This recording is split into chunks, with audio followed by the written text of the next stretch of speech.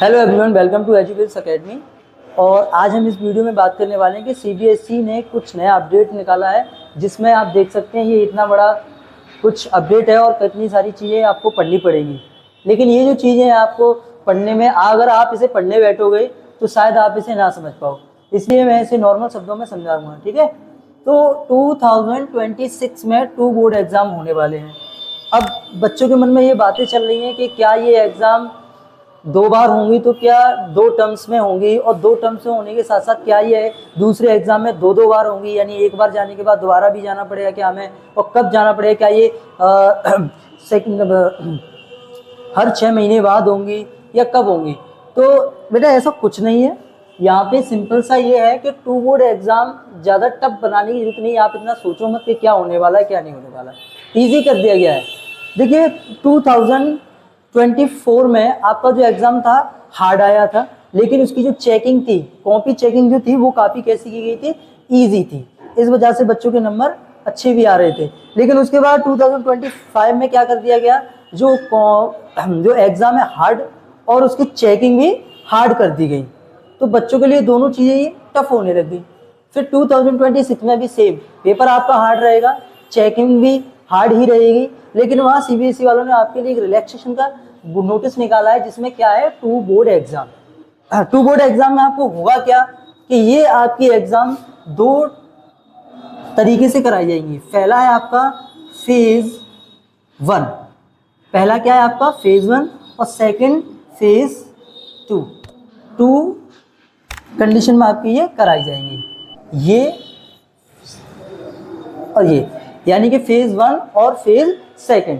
अब फेज 1 और फेज 2 का मतलब क्या है कि देखिए पहली एग्जाम जैसे एग्जाम आपके होते आ रहे थे फरवरी में, उसी तरीके से जैसे आप पूरी साल पढ़ाई करोगे और फरवरी में जाके आप क्या करोगे, एग्जाम दोगे, तो फरवरी में आपके जो एग्जाम होंगे वो जैसे होते हैं बिल्कुल वैसे ही होंगे, उसमें कोई चेंजिंग नहीं होगी, ठीक है। लेकिन मान लीजिए आपके किसी भी तरीके से आपकी परसेंटेज आ गई, मान लो 85% आ गई, अब आप इसमें खुश नहीं हो, आपको लगता है कि मैं कुछ और बेटर कर सकता हूं, तो उसके लिए आप क्या करोगे, सेकंड एग्जाम चूज करोगे, ठीक है। अगर आपके फर्स्ट एग्जाम में आपके नंबर कम आ रहे हैं, अगर आपको लगता है कि मैं और इससे बेटर कर सकता हूं, तब आप जाओगे आप सेकंड फेज पे, ठीक है। तो फिर ये एग्जाम देना पड़ेगा, और सभी एग्जाम नहीं देने आपको।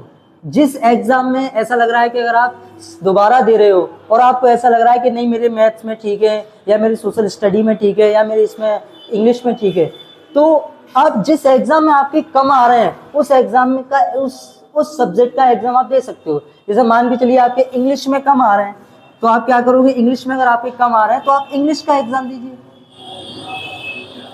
समझ में आ रही है बात आपको, यानी कि आपके 2 बोर्ड एक साल में 2 बार नहीं हो रहे हैं। आपको जैसे एग्जाम देते हैं फर्स्ट वाले, आप वैसे ही एग्जाम दोगे, लेकिन जब आपको लगे कि आपके नंबर कम रह गए या मैं और अच्छा कर सकती हूँ या कर सकता हूँ, तो उस कंडीशन में आप सेकंड फेज के एग्जाम दोगे। क्लियर, ठीक है, सेकंड फेज के एग्जाम दोगे। और ऐसा भी नहीं है कि आप सारे सब्जेक्ट दोगे, आप जो सब्जेक्ट आपको चूज करना है उसके भी दे सकते हो, या सारे भी आप दे सकते हो, ऑल एग्जाम भी आप देख सकते हो। लेकिन इसके लिए आपको एक चीज और है, 700 पर सब्जेक्ट आपको फीस पे करनी पड़ेगी। यानी जिस सब्जेक्ट का आपको एग्जाम देना है, आपको उस सब्जेक्ट की पर सब्जेक्ट 700 रुपए के हिसाब से आपको पे करना पड़ेगा। मान लीजिए आपकी सब्जेक्ट है 5 सब्जेक्ट है, और अगर आपको 5 सब्जेक्ट को दोबारा देना है, तो इसका मतलब क्या करना पड़ेगा, आपको 3500 यानी कि 3500 रुपए आपको पे करने पड़ेंगे।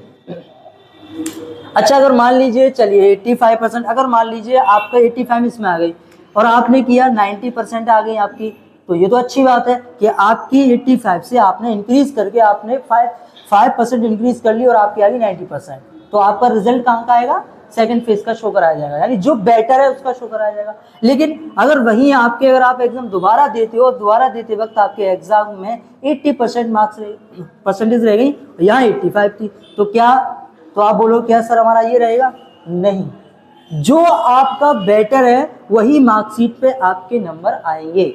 ऐसा नहीं है कि आपने सेकंड एग्जाम दिए और आपके उसमें 80% रह गई तो आपको डर लगे कि नहीं हमारी तो 80% है, ऐसा नहीं है। जो आपका बेटर यानी बेस्ट है वही मार्कशीट आएंगे, वही मार्कशीट पे आएंगे।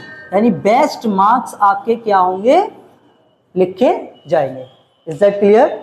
ठीक है, चलिए अब बात कर लेते हैं दोनों ही एग्जाम की डेट शीट के बारे में कि फेज 1 में क्या, फेज 1 में कब और सेकंड फेज में आपके एग्जाम किस डेट को होने वाले हैं। ठीक है, तो डेट शीट की इसका फर्स्ट एग्जाम यानी फर्स्ट फेज में जो एग्जाम होने वाले हैं, जो मेन एग्जाम आपके होने वाले हैं, वो आपके कब से स्टार्ट हो जाएंगे, 17 फरवरी से। ठीक है, यानी कि जो 17 फरवरी को उसका आपका सबसे पहला है मैथ का, और 21 फरवरी को आपका एसएसटी का, और 25 फरवरी को आपका साइंस का, 27 फरवरी को आपका होगा हिंदी का, 2 मार्च को इंग्लिश का।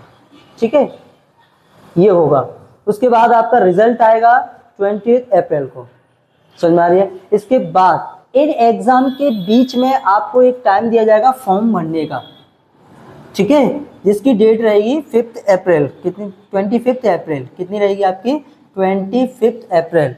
यानी कि आपको 20 आपने एग्जाम दिए, फरवरी को आपके एग्जाम स्टार्ट हुए, मार्च में आपके खत्म हो जाएंगे। उसके बाद आपको 20 अप्रैल को आपका रिजल्ट आ जाएगा, फर्स्ट टर्म का रिजल्ट आपका आ जाएगा। इसके बाद आपको 5 दिन का बीच में गैप मिलेगा। आप सोच सकते हो कि आपको एग्जाम देने हैं या मेरे किसी सब्जेक्ट में नंबर कम आ रहे हैं या मुझे दोबारा देने चाहिए, मैं अपने मार्क्स थोड़ा बढ़ाना चाहता हूं, तो उसके हिसाब से आप क्या करोगे, 20 आपको 5 डेज दिए जाएंगे। तो आप इन 5 दिन के अंदर आप 25 तारीख को आप क्या करेंगे, अपना सेकंड फेज का जो है फॉर्म आप फिल कर दोगे। फिल करने के बाद आपकी फीस भी कट जाएगी, सब कुछ हो जाएगा। ठीक है, उसके बाद आपके सेकंड फेज के जो एग्जाम होंगे उसमें आपको क्या करना, उसमें क्या होगा, आपका 5 मई से स्टार्ट होंगे, यानी 5 मई को आपका मैथ का हुआ, 9 मई को आपका एसएसटी का, 30 मई को आपका साइंस का हुआ, 18 मई को आपका हिंदी का हुआ, 21 मई को आपका इंग्लिश का हो जाएगा। ठीक, उसके बाद रिजल्ट जो होगा वो आपको 13 जून को आपका रिजल्ट आ जाएगा। इस तरीके से सीबीएस वालों ने आपका जो है पैटर्न आपका जो बनाया है, किस प्रकार से आपके एग्जाम होने हैं, कैसे नहीं है। ये एग्जाम देना आपको कंपलसरी नहीं है बेटा, किसी जरूरी नहीं है कि आपको ये देने ही हैं। आपको प्रिपरेशन करनी है इतनी कि आप इन एग्जाम को इतने अच्छे से दे पाओ कि इसकी आपको जरूरत ही ना पड़े। लेकिन आपको फिर भी लग रहा है कि आपकी किसी सब्जेक्ट में कम है, तब जाके आपको ये एग्जाम आपको देने हैं, वरना आपको फर्स्ट अटेम्प्ट में ही आपको जो है अपने रिजल्ट में अच्छे मार्क्स लाने हैं, अच्छी बेटर प्रिपरेशन करके चलनी है। समझ में आ रही बातें? आई होप कि आपको सारी बातें बिल्कुल क्लियरली समझ में आ गई होंगी। बेटा ऐसी ही वीडियो मैं आपके लिए लाता रहूँगा। सीबीएसई जुड़ी कोई भी नई इन्फॉर्मेशन होगी आपको सबसे पहले हमारे चैनल पर मिलती रहेगी, इसलिए इस चैनल को सब्सक्राइब करें और अपने दोस्तों को या अपने जो भी सीबीएसई बोर्ड एग्जाम देने वाले 2026 में उनको आप ये वीडियो शेयर करें ताकि उन्हें ये नॉलेज मिल पाए। थैंक यू बेटा।